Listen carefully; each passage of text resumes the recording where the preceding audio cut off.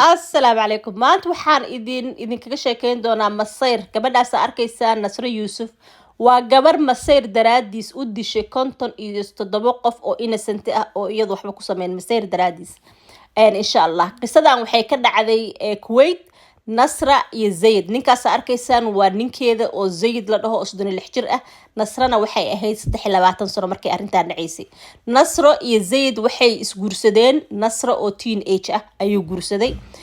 qisadan waxay ka dhacday Kuwait waa wadan aad u yar oo 4 milyan iyo wax la jira ah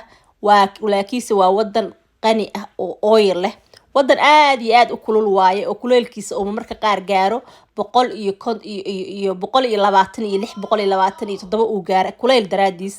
Fahrenheit marka ay samarka tahay waa wadan desert ah على كل حال gabadhan iyo wiilkan isla markay isguursadeen laba ilmood isku dhaleen waxa la sheegaa Nasra inay mental issues qabtay laakiin ay caawimo raadsanin waxa kaloo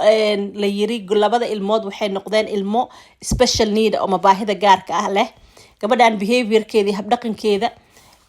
oo erratic ahaasay u dhaqmaysay dawana aynan qaadanaynin because waxa la yiri mental issues-ka waa iska taboo waa sida Soomaalida oo kale ma aragtay laga ma hadlo dawana lama raadsado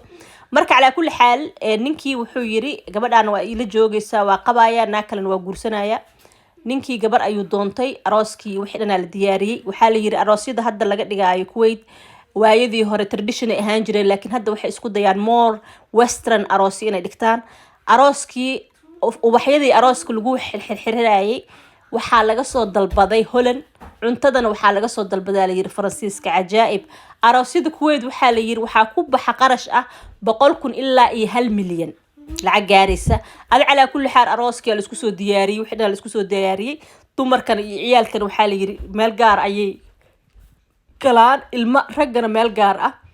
gabadhaanaytu waxay iska dhigtay inay waxaan okay ku tahay ilmaheeda gurigeeda iska joogtay arooskii markii ninka aroosanayay habeen barkii may soo baxday miyaa ma aqaano teendadii waxay ku wareejisay gas taraqna way qabsiisay على كل حال dadkii shuf meesha waa ku wada baaba'een iyada cidna kama shakinin maadaama uu ninkeeda uu yahay laakiin ninkii iyo naagtii waa ka badbaadeen ee waxa ku dhintay gabadha hooyadeed iyo gabadha walaasheeda ku dhimatay ninka iyo naagta markaas ay timay joogin waqtigaas laakiinse waxa meeshaas ku dhintay 57 qof oo ilmo iyo dumar aan shaqo ku lahayn arintan على كل حال gabadhan waxa la yiri hal la qabto hal la dilo 2017 kiina waa la dilay